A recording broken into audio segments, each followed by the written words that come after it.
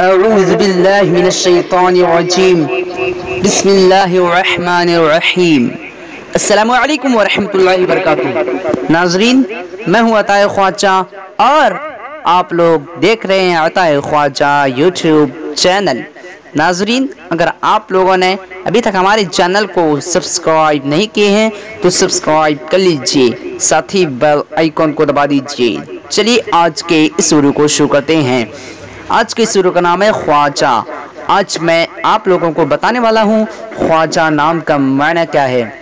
ख्वाजा लड़कों का नाम है, फारसी ज़बान का लफ्ज़ है और इसका मायना है सरदार। आज के वीडियो में बस इतना ही। अगर आप लोगों को ये वीडियो पसंद आई हो तो अपने दोस्तों के अंदर में लाजमी शेयर कीजिएगा, और अगर ऐसे नाम के मायना जानना चाहते हैं तो वीडियो पे लाजमी कमेंट दीजिएगा। अल्लाह हाफिज़। अस्सलामु अलैकुम व रहमतुल्लाहि व बरकातुहू।